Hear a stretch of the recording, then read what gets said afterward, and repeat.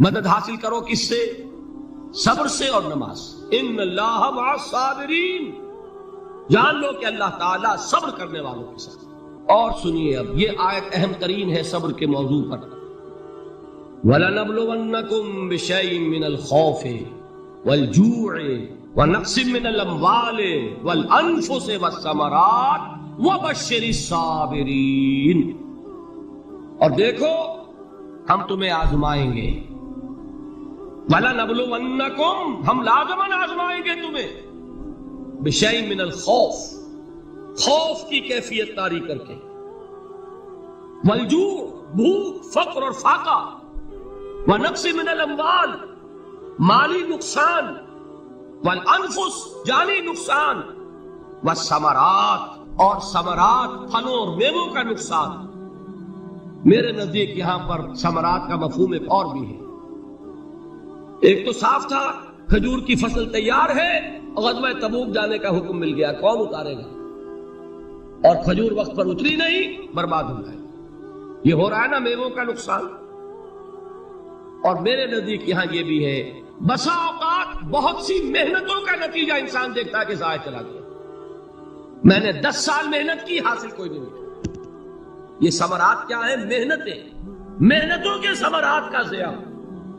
کوشش آپ نے کی، قسمت کی خوبی دیکھیے، ٹوٹی کہاں کمن. 2-4 ہاتھ جب کے لبے باب رہ گئے. Be prepared. ایک شاعر کے یہ اشعار ہیں، وہ کمیونسٹ تھا، میں نام بھی نہیں لیتا، لیکن یہ کہ یہ اسی انقلابی، چونکہ ان کا بھی ایک انقلابی نظریہ ہے، انقلابی عمل میں یہ سارے مراحل آتے ہیں. کوئی سیٹ بیک آیا، فرض کیجئے کوئی ناکامی ہو گئی، تو اپنے ساتھیوں کو دل بدھانے کے لیے یہ فصل امیدوں کی ہمدم اس بار بھی غارت جائے گی. سب محنت صبحوں شاموں کی اب کے بھی اکارت جائے گی. میرے نبی کے ثمرات کا جو لفظ یہاں آیا ہے، وَنَقْصٍ مِّنَ الْأَمْوَالِ وَالْأَنفُسِ وَالثَّمَرَاتِ، سب محنت صبحوں شاموں کی اب کے بھی اکارت جائے گی. دھرتی کے کونوں کھدروں میں پھر اپنے لہو کی کھاد بھرو، پھر مٹی سینچو اشکوں سے، پھر اگلی رت کی فکر کرو، پھر اگلی رت کی فکر کرو جب پھر ایک بار اجڑنا ہے. ایک فصل پکی تو بھر پایا، تب تک تو یہی کچھ کرنا ہے. ایک مقصد ہے سامنے، انقلاب برپا کرنا ہے. ایک کوشش ناکام ہو جائے کوئی پرواہ نہیں، نیکسٹ. پھر تیار رہو ناکامی کے لیے. ایسا نہ ہو جو انگریزی میں کہتے ہیں hope for the best but be prepared for the worst. ایسا نہ ہو کہ دوسری مرتبہ ناکام ہو کے بددل ہو جاؤ، تمہاری ہمتیں جواب دے جائیں. نہیں، پہلے سے تیار رہو کہ دوسری مرتبہ بھی ناکامی آئے تو آئے، لیکن جب تک کہ کامیابی حاصل نہیں ہوتی ہمیں یہ کام کیے تھے. صبر کا مادہ نہیں ہوگا تو آپ کام نہیں کر سکیں گے. اور اسی کا ایک دوسرا رخ ہے، جب آپ دعوت حق کے لیے کھڑے ہوں گے، پہلا قدم کیا آتا ہے؟ استہزاء، تمسخر، مذاق اڑانا. جس کی میں مثال اب دینا چاہتا ہوں محمد رسول اللہ صلی اللہ علیہ وسلم کی شخصیت سے. دیکھیے ہم کیا اور ہماری بساط کیا، ہم کیا مبلغ ہوں گے، کیا داعی ہوں گے، ہمارے اپنے دامن پر داغ ہوتے ہیں. لیکن یہ کہ محمد رسول اللہ کے دامن پر کوئی داغ تھا؟ ان کو تو سارے مکے والے الصادق الامین کہتے تھے، نہایت محبوب شخصیت تھے. ان کے لیے تو جا صادق، جا الامین، یہ الفاظ سننے میں آتے تھے، آنکھوں کا تارا. لیکن جب آپ نے دعوت شروع کی، اب قرآن مجید میں دیکھیے، کسی نے کہا مجنون ہو گئے، دماغ خراب ہو گیا، پاگل ہو گئے، اجی شاعر ہے، کچھ شعر توڑ لیتے ہیں، ہم پر بہت جماتے ہیں. کسی نے کہا ساحر ہے، کچھ جادو سیکھ لیا. یہاں تک کہ ایسے بدبخت بھی پیدا ہوئے، قرآن میں ہے ساحرٌ کذاب، سحر کرنے والا جادوگر نہایت جھوٹا. یہ الفاظ کہے جا رہے ہیں کس کی شان میں؟ محمد الرسول اللہ صلی اللہ علیہ وسلم. قرآن میں نقل کیا گیا، یا ایھا الذی نزل علیہ الذکر انک لمجنون. کبھی آپ نے اس کا ترجمہ سوچا؟ اے وہ شخص، دیکھیے تصور کیجئے، حضور جا رہے ہیں، تشریف لے جا رہے ہیں، کسی دعوت میں ہے، تبلیغ میں، یا ویسے ہی تشریف لے جا رہے ہیں، اور کوئی ایک دم گھٹا ہے لوگوں کا، ادھر سے فقرہ آتا ہے، تیر کی طرح لگتا ہے دل میں جا کر محمد کے صلی اللہ علیہ وسلم. وہ شخص جس کا یہ خیال ہے کہ اس پر کوئی ذکر نازل ہو رہا ہے، ہمارے خیال میں تو تمہارا دماغ خراب ہو گیا۔ یا ایھا الذی نزل علیہ الذکر انک لمجنون، کہا کہ نہیں؟ اور یہ نہ سمجھیے کہ حضور صلی اللہ علیہ وسلم کے قلب مبارک کو تکلیف نہیں ہوتی۔ میں قرآن سے ثابت کروں گا، میں کہیں کوئی کہانیاں بیان نہیں کرنا چاہتا۔ قرآن نے کہا وَلَقَدْ نَعْلَمُ أَنَّكَ يَضِيقُ صَدْرُكَ بِمَا يَقُولُونَ، اے نبی ہمیں خوب معلوم ہے صلی اللہ علیہ وسلم کہ جو کچھ یہ لوگ کہہ رہے ہیں اس سے آپ کا سینہ بھجتا ہے، یہ جو گھٹن ہوتی ہے، صدمہ ہوتا ہے۔ أَنَّكَ يَضِيقُ صَدْرُكَ بِمَا يَقُولُونَ، ہمیں خوب معلوم ہے کہ جو کچھ یہ باتیں آپ کو سننی پڑ رہی ہیں، یہ کڑوی کسیلی باتیں، یہ جو فکرے چست ہو رہے ہیں، استہزاء ہو رہا ہے، تمسخر ہو رہا ہے۔ سورہ ہجر میں ہے، ایک جگہ کھڑے ہوئے لوگ قرآن کا مذاق اڑا رہے ہیں، بھائی فلاں آیت تم لے جانا، فلاں آیت میری ہوگی، اس کے ٹکڑے کر رہے ہیں، اس کے ٹکڑے حصے بکھرے کر کے قیمہ بنا کر ان آیات کا تمسخر اڑا رہے ہیں۔ ایک جگہ قرآن مجید میں مذکور ہے کہ فرشتوں کا مذاق اڑ رہا ہے، بھائی یہ دیکھو محمد نے کہا ہے صلی اللہ علیہ وسلم کہ جہنم پر تو کل 19 فرشتے ہیں، علیہا 19 قرآن میں آیت نازل ہوئی۔ ایک پہلوان کہتا بھائی 10 کو تو میں سنبھال لوں گا، باقی 9 کا تم انتظار کر لو۔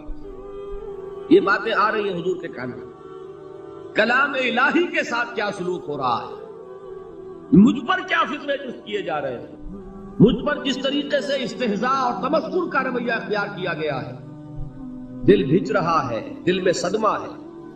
دیکھیے سورہ نون ہے، اور میرے نزدیک یہ دوسری وحی ہے جو حضور پر نازل ہوئی ہے، اس کی ابتدائی آیات، نون والقلم وما یسطرون ما انت بنعمت ربک بمجنون وان لک لاجرا غیر ممنون وانک لعلی خلق عظیم فستبصر ویبصرون بأیکم المفتون ان ربک هو یعلم بمن ضل عن سبیلہ وهو اعلم بالمہتدین۔ نون، قسم ہے قلم کی اور جو کچھ یہ لکھتے ہیں۔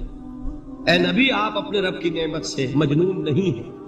یہ کیوں کہا جا رہا ہے؟ حضور کو جو صدمہ پہنچا ہے وہی نازل ہوئی ہے دل جوئی کے لیے، تسلی کے لیے۔ آپ کیوں برا منا رہے ہیں؟ اے نبی آپ کیوں صدمہ اور رنج اور اندوہ محسوس کر رہے ہیں؟ ان بدبختوں کے کہنے سے کوئی آپ مجنون ہو جائیں گے؟ مانتا بے نعمت رب کا بھی مجنون وَإِنَّ لَكَ لَأَجْرًا غَيْرَ مَمْنُونَ، آپ کو جو یہ صبر کرنا پڑ رہا ہے، آپ کو جو یہ جھیلنا پڑ رہا ہے، اس کی وجہ سے آپ کو وہ اجر ملے گا جس کا سلسلہ کبھی منقطع نہیں ہوگا۔ وَإِنَّكَ لَعَلَىٰ خُلُقٍ عَظِيمٍ، اور اے نبی آپ تو خلق عظیم کے حامل ہیں۔ آپ کا اخلاق، آپ کا کردار، آپ کی سیرت، آپ کی شخصیت میں طہارت، نفاست، پاکیزگی، آج تک دنیا نے کوئی پاگل، کوئی مجنون ایسا بھی دیکھا؟ یہ ساری باتیں اللہ تعالیٰ حضور کی دلجوئی کے لیے فرما رہا، اس سے آپ اندازہ کیجئے کہ کتنا صدمہ ہوتا ہوگا۔ یہی ہے، اس ساری چیز کو جمع کیجئے تو یہ چیز کیا ہے؟ وَاصْبِرْ عَلَىٰ مَا يَقُولُونَ وَاهْجُرْهُمْ هَجْرًا جَمِيلًا، صبر کرو اے نبی، صبر کرو اے محمد صلی اللہ علیہ وسلم، جھیلو اور برداشت کرو اس پر جو یہ کہہ رہے ہیں۔ اچھی طرح نوٹ کیجئے یہ بات، ذرا سیرت ہی کا سمجھ لیجئے، آج ایک بیان ہو جائے گا۔ یوں سمجھیے جب حضور نے یہ کہا کہ مجھ پر وحی نازل ہوئی، فرشتے سے ملاقات ہوئی، تو اب وہ چہمے گوئیاں شروع ہو گئی، معلوم ہوتا ہے دماغ خراب ہو گیا۔ دیکھیے ہم نہیں کہتے تھے یہ جا کے غار حرا میں بیٹھتے ہیں، کئی کے دن رہتے ہیں، بھوکے رہتے ہیں، وہ خشکی چڑھ گئی نا آگے۔ یہ جس طرح کی باتیں دنیا میں آج ہوتی ہیں اسی طریقہ کی باتیں ہوتی ہیں۔ عتبہ ابن ربیعہ ایک مرتبہ آتا ہے، چونکہ قریش کے بڑے لوگوں میں سے تھا، تو قریب آ کر بڑی اپنائیت کے ساتھ، بڑی شفقت کے ساتھ، بڑے بزرگانہ انداز میں کہتا ہے بھتیجے، حضور سے بھتیجے اگر واقعی کسی بدروح کا سایہ ہو گیا ہے تم پر، وہ آسیب آ گیا ہے تو مجھے بتا دو، میرے بہت سے عاملوں سے تعلقات ہیں، میں کسی کو بلا کر یہ تمہاری بدروح دور کر دوں گا۔ اب آپ سوچئے کیا بیتی ہوگی حضور کے دل پر۔ یہ وہ کیفیات ہیں، اور یہ نوٹ کر لیجئے 4 برس تک یہی شکل رہی، مخالفت اسی نوع سے ہوئی ہے جس کو کہتے ہیں فزیکل پرسیکیوشن، جسمانی تشدد، وہ پہلے 4 سال نہیں ہوا۔ اس کی وجہ کیا ہے کہ در حقیقت جب بھی کبھی کوئی ایسی دعوت اٹھتی ہے، اب مجھے اجازت دیجئے میں ایک لفظ انقلاب یہاں استعمال کر لوں، انقلابی دعوت۔ کل میں نے کہا تھا نا، ایک ہوتی ہے خالص مذہبی تبلیغ، ایک ہوتی ہے انقلابی تبلیغ۔ مذہبی تبلیغ کی سب سے بڑی مثال عیسائیت کی تبلیغ، اور انقلابی تبلیغ کی سب سے بڑی مثال اشتراکی تبلیغ۔ میں باہر سے مثالیں دے رہا ہوں، اندر سے نہیں دینا چاہتا۔ آگے یہ کہ یہ قدر گفتیں، باقی فکر کن۔ آگے انسان اپنی عقل سے کام لے، سوچے، غور و فکر کرے۔ تو یہ انقلابی تبلیغ تھی محمد رسول اللہ صلی اللہ علیہ وسلم۔ اور انقلابی تبلیغ کے اندر یہ بات جان لیجئے کہ پہلا رد عمل جو ہوتا ہے معاشرے کا، وہ یہ ہوتا ہے کہ کوئی ایسی بات گھبرانے کی نہیں ہے۔ ایک آدمی کا دماغ خراب ہو گیا ہے اور کچھ سر پھرے قسم کے چند نوجوان اس کے ساتھ ہیں، ایسی کیا بات ہے گھبرانے کی؟ مشت خاک ہے، بس ان کو چٹکیوں میں اڑاؤ۔ جو چٹکیوں میں اڑانا کہلاتا ہے نا، اسی کو قرآن مجید میں ایک اور جگہ کہا گیا ہے، یریدون لیطفئوا نور اللہ بافواہہم۔ یہ چاہتے ہیں کہ اللہ کے نور کو اپنے منہ سے بجھا دیں، پھونکے مار کے ہی بس۔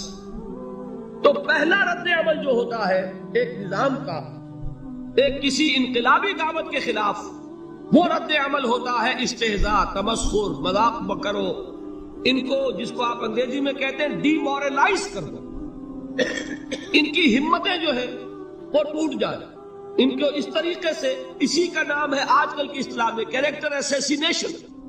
ان کی شخصیتیں جو ہیں ان کو داغدار کر دو، ان کا اعتبار ختم کر دو، ان کا استہزاء کرو، تمسخر کرو۔ اور یہ میں آپ سے عرض کر رہا ہوں اس وقت ایک گنا فخر کے ساتھ اور اللہ تعالیٰ کا شکر ادا کرتے ہوئے کہ میں نے جو کام بھی کیا ہے اس وقت پاکستان میں، آپ نے اخبارات میں دیکھا ہوگا، بڑا دقیانوسی مولوی ہے، بیگمات کا رد عمل جو ہوا وہ آپ کے علم میں ہوگا، بڑے جو یہ جدید ہمارے روشن خیال قسم کے جو صحافی ہیں، اگر کہیں آپ نے پڑھا ہو جس طرح استہزاء ہوا ہے، جس طرح مذاق اڑایا گیا ہے، جو الفاظ استعمال کیے گئے ہیں، وہ میرے نزدیک بہت بڑی سند ہے جو اللہ کے ہاں جا کر پیش کروں گا کہ اللہ تیرے دین کے لیے۔ میں نے اپنے گھر سے کوئی بات نہیں کہی، میں نے جو بات کہی وہ جو شریعت محمدی کی بات ہے وہ کہی۔ اگر اپنی طرف سے کہی ہو، کوئی اضافہ کیا ہو، تو اللہ تعالیٰ کی پھٹکار ہو مجھ پر اور لعنت ہو مجھ پر۔ لیکن اگر میں نے وہی کچھ کہا جو شریعت محمدی کا تقاضا ہے اور قرآن اور سنت کی بات ہے، تو پھر اگر مجھے کسی نے پاگل کہا اور کسی نے دقیانوسی کہا اور کسی نے اور فکرہ چست کیا، تو میں اس کے لیے، میں تو سمجھتا ہوں میرے لیے وہ سند ہے جو اللہ تعالیٰ کے ہاں میں جا کر پیش کروں۔ اور یہ جان لیجئے کہ وہی بات ہوتی ہے ہمیشہ، ہسٹری ریپیٹس اٹسیلف۔ وہ بات کریں گے جو حضور نے کی تھی، وہی رد عمل سامنے آئے گا جو اس وقت آیا۔ اس لیے کہ یہ تو جو انسانی مزاج ہے وہ نہیں بدلا، معاشرے کا انداز نہیں بدلا، وہ جو کام ہوگا اس کا رد عمل ابتدائی وہی ہوگا۔ اور اس میں در حقیقت امتحان ہوتا ہے صبر کا۔ کیا دل شکستہ ہو کر بیٹھ رہے گا انسان؟ ہمت جواب دے جائے گی، کمر ٹوٹ جائے گی، قوت ارادی اور عزیمت جو ہے مزمحل ہو جائے گی، پھونکوں سے چراغ بجھ جائے گا۔ یہ جو میں نے آیت آپ کو سنائی تھی، اس کا بڑی خوبصورت کی ساتھ ترجمہ کیا ہے مولانا ظفر علی خان نے کہ نور خدا ہے کفر کی حرکت پہ خندہ زن، پھونکوں سے یہ چراغ بجھایا نہ جائے گا۔ یریدون لیطفئوا نور اللہ بافواہہم واللہ متم نورہ ولو کرہ الکافرون۔ یہ چاہتے ہیں کہ اپنے منہ کی پھونکوں سے اللہ کے نور کو بجھا دیں، حالانکہ اللہ تعالیٰ تو اپنے نور کا اتمام فرما کر رہے گا، خواہ ان کافروں کو کتنا ہی ناگوار ہو۔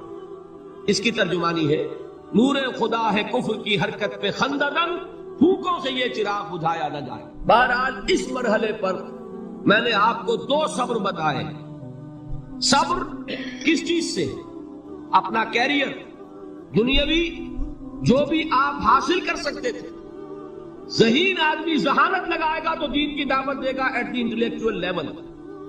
اور یہ بات جان لیجئے کہ یہ چیز دنیا میں کسی کمائی کا ذریعہ نہیں بن سکتی، اسے قربانی دینی پڑے گی کیریئر کی، اپنے مفادات کی، تب کام کر سکے گا۔ عام آدمی وقت لگائے گا، صلاحیتیں صرف کرے گا، اپنی وہی اس وقت سے اور توانائی سے پیسہ بنا سکتا تھا. آج کل تو آپ کو معلوم ہے کہ بڑی سادی ہو گئی ہے یہ حساب کتاب کی بات، بہت سادہ. ایک انسکلڈ لیبرر کا 1 گھنٹہ برابر ہے اتنے روپے کے، ایک سکلڈ لیبرر کا 1 گھنٹہ برابر ہے اتنے روپے کے. آپ تو ہر چیز کاؤنٹ کر سکتے ہیں، میئر کر سکتے ہیں. جو شخص 1 گھنٹہ لگا رہا ہے اس نے کچھ پیسہ خرچ کیا ہے، اسی وقت کو لگا کر وہ پیسہ بنا تھا، اسی ذہانت اور صلاحیت سے وہ کمائی کرتا. ادھر لگایا تو وہ جو کمی ہو رہی ہے اس کو برداشت کرنا، اس کو جھیلنا اور خوش دلی سے برداشت کرنا، یہ سمجھنا کہ در حقیقت یہ سب کچھ کیا ہے کہ اللہ تعالیٰ کے ہاں اس کا جو ثواب ملے گا. یہ صبر کا ایک رخ، اور استہزاء ہو، تمسخر ہو، مذاق اڑے، فطرے چست ہو، دقیانوسی کہا جائے، ریئیکشنری کہا جائے، یہ بڑے ریئیکشنری ہے، یہ بڑے پچھلے زمانے کے لوگ ہیں، اگلے وقتوں کے ہیں یہ لوگ، انہیں کچھ نہ کہو. جو کہا جائے سنو. وَاصْبِرْ عَلَى مَا يَقُولُونَ وَاهْجُرْهُمْ هَجْرًا جَمِيلًا، اور صبر کیجئے محمد صلی اللہ علیہ وسلم. دیکھیے کوئی پہلو ایسا نہیں ہے جس میں ہمیں ہدایت قرآن مجید سے اور سیرت محمد صلی اللہ علیہ وسلم سے ملنا ہے. اگر اللہ تعالیٰ مقام دعوت پر فائز ہونے کی توفیق عطا فرما دے تو جو مرحلے پیش آئیں گے وہ آپ کو نظر آ جائیں گے سیرت محمدی میں صلی اللہ علیہ وسلم. اور اس وقت حضور سے جو کہا گیا اس سے آپ کے دل پر بھی اس کے زخمی جو آپ کا دل ہے، آپ کے احساسات ہیں، اس پر مرہم رکھا جائے گا. وَلَقَدْ نَعْلَمُ أَنَّكَ يَضِيقُ صَدْرُكَ بِمَا يَقُولُونَ، ہمیں خوب معلوم ہے کہ جو کچھ آج تمہیں سننا پڑ رہا ہے اس سے تمہارا سینہ بھجتا ہے، تمہیں رنج اور صدمہ ہوتا ہے. لیکن وَاصْبِرْ عَلَى مَا يَقُولُونَ، جو کچھ یہ کہہ رہے ہیں اس پر صبر کیجئے، اس کو جھیلیے اور برداشت کہ عادت پڑے گی. پھر معاشرے کی درستی کے لیے ضروری ہے کہ بدلا ہو. ایک تھپڑ اس نے لگایا ہے تو تھپڑ اس کے لگے تو اس کے بھی 14 طبق روشن ہو، تاکہ کسی اور کو تھپڑ مارنے کی ضرورت اس میں نہ ہو. یہ صحیح ہے کہ معاشرے کی درستی اسی میں، لیکن جو دعوت کا معاملہ ہے بالکل جدا ہے، اس کے قانون اور. حضرت مسیح کے الفاظ کیا تھے یا نہیں، بہرحال انجیل میں یہ ہے. اور میں جو بات عرض کر رہا ہوں وہ یہ ہے کہ وہ بالکل صحیح ہے. مقام دعوت کے دوران یہی طرز عمل صحیح ہے، اور یہی طرز عمل محمد رسول اللہ نے صلی اللہ علیہ وسلم اپنے ساتھیوں کو تلقین فرمایا. وہ کیا ہے؟ وہ الفاظ جو ہے انجیل کے وہ یہ ہے کہ اگر کوئی تمہارے داہنے گال پر تھپڑ مارے بایاں بھی پیش کر. اگر کوئی تمہارا چغا لینا چاہے نالش کر کے تو تم اس کو کرتا بھی اتار کے دے دو. اگر کوئی تمہیں بیگار میں 1 کوس لے کے جانا چاہے تم 2 کوس اس کے ساتھ جاؤ. اس پر کہا گیا کہ یہ بڑی غیر فطری تعلیم ہے. یقیناً قانون کے اعتبار سے غیر فطری ہے، دعوت کے اعتبار سے یہ لازمی ہے. یہی دعوت کا یہی قانون ہے جو 12 برس تک مکے میں محمد رسول اللہ نے نافذ کیا. صحابہ کو کیا حکم تھا؟ تمہیں کتنا ہی مارا جائے تم جواب میں کوئی کارروائی نہیں کر سکتے. نو ریزسٹنس، نو ریٹیلیشن. ریزسٹنس تو ہے، پیسو ریزسٹنس. ریزسٹنس کیا ہے؟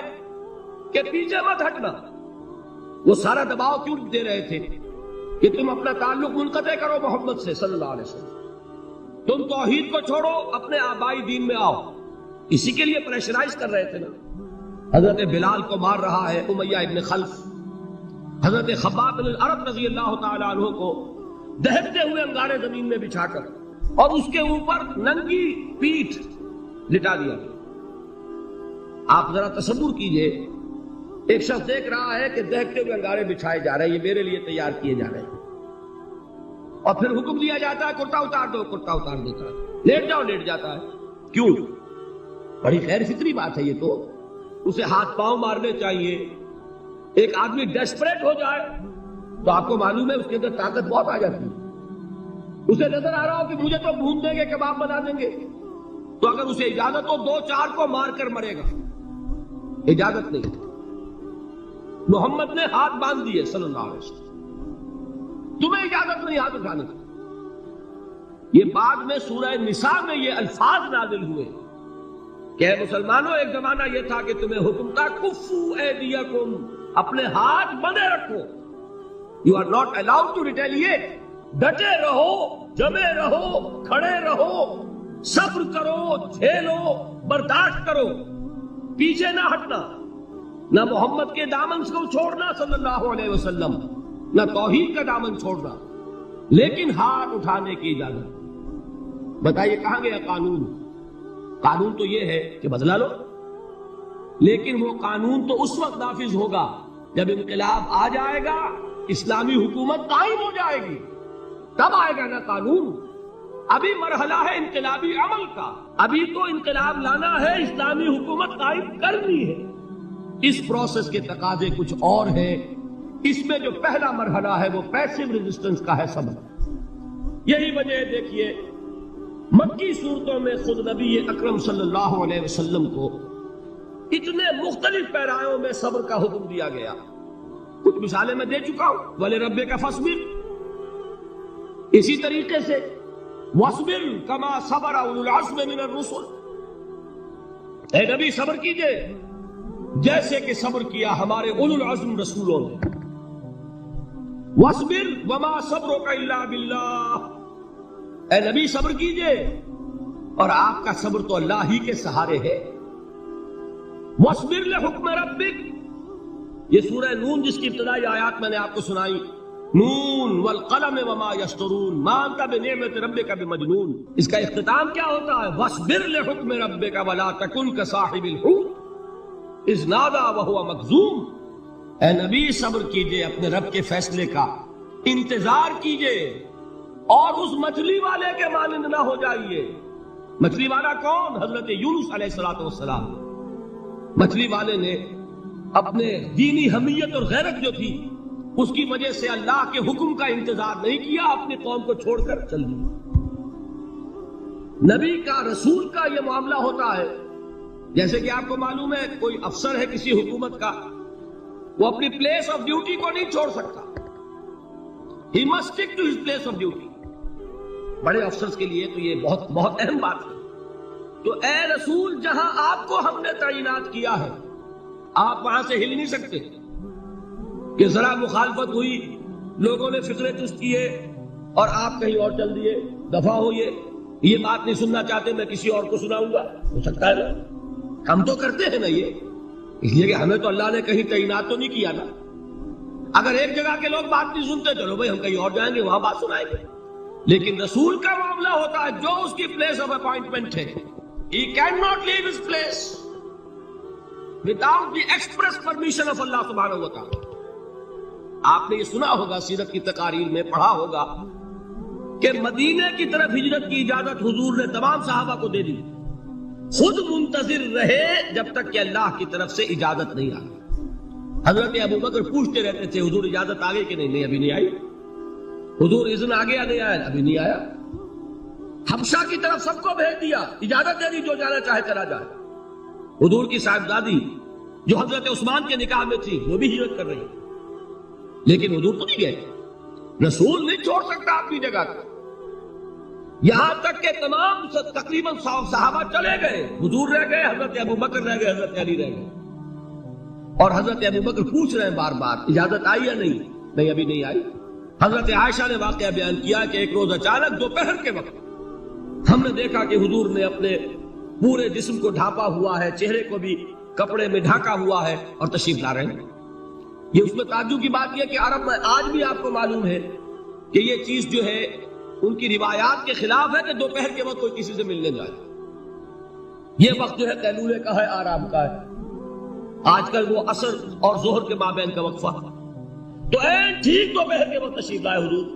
آپ نے آ کے حضرت ابو بکر سے فرمایا کہ اجازت آ گئی ہے۔ اس میں ایک قصہ تھوڑا سا اور بتا دوں، بہت دلچسپ ہے اور بہت ہمارے لیے سبق آموز ہے۔ حضرت ابو بکر نے بہت خوش ہو کر ایک بات کہی، حضور میں نے 2 اونٹنیاں تیار کی ہوئی ہیں۔ یعنی اب آپ تو سوچتے تھے نا شاباش ملے گی کہ میں نے تیاری کی ہوئی ہے، میں نے 2 اونٹنیوں کو خوب کھلا پلا کے فربا کیا ہوا ہے، بڑی توانا ہے تاکہ ہم تیزی کے ساتھ سفر کر سکیں۔ حضور نے توقف کیا، فرمایا ہاں ٹھیک ہے، 1 اونٹنی میں استعمال کروں گا لیکن میں اس کی قیمت ادا کروں گا۔ حضرت ابو بکر کی آنکھوں میں آنسو آ گئے۔ روتے ہوئے کہا حضور مجھ سے یہ مغایرت، کیا یہ جان اور مال کسی اور کے لیے ہے؟ آپ مجھ سے بھی کہہ رہے ہیں میری اونٹنی جو ہے وہ بھی بلا معاوضہ آپ کو بولنے فرما رہے ہیں۔ یہ ہے محمد الرسول اللہ کی غیرت اور حمیت کا معاملہ۔ ہمارا معاملہ جو ہے دین کی دعوت و تبلیغ کے اعتبار سے بالکل مختلف بنا ہوا ہے، اسی لیے وہ عزت نہیں، وہ وقار نہیں۔ یہاں یہ حال ہے کہ حضور کے خسر ہیں، جان نثار ہیں، یار غار ہیں، سب کچھ ہے، لیکن وہاں بھی یہ معاملہ ہے کہ ٹھیک ہے اونٹنی کی میں قیمت ادا کروں۔ بہرحال میں جو عرض کر رہا تھا وہ یہ ہے کہ چونکہ رسول کو اجازت نہیں تو فرمایا گیا وَاصْبِرْ لِحُکْمِ رَبِّكَ وَلَا تَكُنْ كَصَاحِبِ الْحُوتِ۔ دیکھنا وہ جو یونس علیہ السلام جو انہوں نے کیا تھا، اجازت آئے بغیر وہ اپنی قوم کو چھوڑ کر، وہ قوم کو چھوڑ کر کسی اور وجہ سے نہیں گئے تھے دین کی حمیت اور غیرت کی وجہ سے۔ یہ بدبخت بات سننے کو تیار نہیں ہے تو دفع ہو، میں کہیں اور جا کر اللہ کی بات کہیں سناؤں گا، لیکن اجازت کے بغیر نہیں جا سکتے۔ یہی وجہ ہے کہ پکڑ ہوئی، گرفت ہوئی اور مچھلی کے پیٹ میں رہے، وہاں وہ لا الہ الا انت سبحانک انی کنت من الظالمین، اور وہاں سے پھر اللہ تعالیٰ نے نجات دی، مچھلی نے انہیں اگل دیا ساحل کے اوپر۔ یہ ایک لمبی بات ہے، تو یہاں حضور سے کیا کہا گیا صبر کی۔ اب دیکھیے ایک بات عجیب ہے، یہ ربط اپنے ذہن میں رکھیے، اللہ تو صبر کی تلقین کر رہا ہے اپنے رسول کو، اور رسول یہی تلقین کر رہے ہیں اپنے صحابہ کو، صبر کرو، جھیلو، برداشت کرو، ہاتھ مت اٹھانا، کوئی جوابی کارروائی نہیں ہوگی، بلکہ اپنے اوپر جھیلو جو کچھ جھیلنا ہے، ڈٹے رہو، پیچھے مت ہٹنا، یہ صبر ہے، لیکن ہاتھ اٹھانے کی اجازت نہیں۔ چنانچہ اب ذرا چشم تصور سے دیکھیے، ابو جہل اس نے جو بدترین روش اختیار کی، وہ ایک خاندان تھا حضرت یاسر، ان کی اہلیہ حضرت سمیہ، اور ان کے فرزند حضرت عمار رضی اللہ تعالی عنہم۔ یہ غلام نہیں تھے، حضرت سمیہ تو کنیز تھی، لیکن یاسر غلام نہیں تھے۔ ان کی کہانی یہ ہے، واقعہ یہ ہے کہ یہ بہت نیک آدمی تھے یاسر، یمن کے باشندے۔ انہیں کو خواب میں بشارت ہوئی کہ نبی کا ظہور ہونے والا ہے مکے میں، جاؤ، شاید ان کے قدموں تک پہنچ جاؤ۔ جیسے حضرت سلمان فارسی کی بات میں نے آپ کو بتائی، وہ تو خواب کی بشارت نہیں تھی، وہ ان کے غور و فکر کا معاملہ تھا۔ انہوں نے وہ جو آگ کی پوجا پاٹ ہے اس کو چھوڑا اور سفر کیا، اور پھر انہیں خبر دی ایک راہب نے کہ کھجوروں کی سرزمین میں آخری نبی کا ظہور ہونے والا ہے، جاؤ، شاید قسمت یابی کرے۔ انہیں خواب آیا تھا، یہ یمن سے ترک وطن کر کے مکے آ گئے۔ ابو جہل کا ایک چچا تھا، بہت شریف النفس انسان، اس کے ساتھ معاہدہ کیا حلیف بن کر، اور وہ مکے میں رہنے لگے۔ اس لیے کہ یہ نوٹ کر لیجئے، مکہ اس وقت ایک قبیلے کا شہر تھا، صرف قریش، یا قرشی رہ سکتا تھا وہاں، یا قرشی کا حلیف۔ اگر کسی کے ساتھ اس کی، جیسے آپ کو معلوم ہے یہاں کاروبار وغیرہ کرنے میں سعودی عرب میں شراکت جو ہے وہ کسی لوکل سعودی کے ساتھ ہوگی تو آپ کر سکتے، وہ کفیل ہے، ورنہ آپ کچھ نہیں کر سکتے۔ اسی طرح کی بات وہاں تھی کہ اگر تو کسی قرشی نے آپ کو امان دی ہوئی ہے تو آپ رہ سکتے ہیں مکے میں، ورنہ نہیں۔ یا تیسرے قرشی کا غلام، غلام تو ملکیت ہی ہے اس کی، جیسے بھیڑ بکری ہے کسی قرشی کی، اسی طرح اس کے غلام ہے۔ یہ تین کیٹیگریز تھی انسانوں کی مکے میں۔ اسی کو نوٹ کیجئے کہ جو بیچارے غلام تھے وہ سب سے زیادہ ستائے گئے، اس لیے کہ غلاموں کے تو حقوق ہی کوئی نہیں تھے۔ ان کو تو اگر کوئی شخص اپنے غلام کو ذبح کر دیتا تھا تو بھی کوئی پوچھنے والا نہیں۔ بالکل ایسے ہی ہے نا، آپ کی بکری آپ نے ذبح کی، گوشت کھا لیا، کوئی آپ سے کوئی پوچھ سکتا؟ جب ملکیت ہے، آپ کی بکری آپ کی تھی، آپ نے ذبح کر دی۔ غلام آپ کی ملکیت تھا، آپ نے ختم کر دیا، کوئی اس میں جرم نہیں، کوئی باس پرس نہیں۔ یہ تھا حال غلاموں کا۔ بلال غلام تھے، ابو فقی غلام تھے، زنیرہ ایک کنیز تھی۔ ان کو جو مارے پڑی ہے اس کا آپ کو معلوم ہے، حضرت بلال کے ساتھ جو کچھ امیہ ابن خلف نے کیا، کہ جس طریقے سے کہ حیوانوں کی لاشیں جو ہے کھینچ کر گھسیٹ کر لے جائی جاتی ہیں، ان کی گردن میں رسی ڈال کر گھسیٹتے، اسی طریقے سے حضرت بلال کے گردن میں رسی ڈال کر ٹھیک دوپہر کے وقت مکے کی سنگلاخ گلیوں کے اندر گھسیٹا جاتا تھا. نیچے زمین جل رہی ہے توے کی طرح، اور ویسا بھی ہوتا تھا کہ چٹ لٹا دیا اوپر سے وہ آگ مکے کا کہ سورج جو ہے ذرا نوٹ کیجئے آگ برسا رہا، نیچے زمین توے کی طرح جل رہی، اور ایک بھاری سل بھی لا کر جو ہے سر پر رکھ دی، چھاتی پر رکھ دی گئی ہے کہ آواز نہیں نکل رہی، جھاگ نکل رہے منہ سے، لیکن اس حال میں بھی احد احد احد، ایک ایک اللہ، قل هو اللہ احد الفاظ. یہ ہے وہ صبر، یہ ہے وہ صبر، صبر علی الابتلاء، صبر علی الایذاء.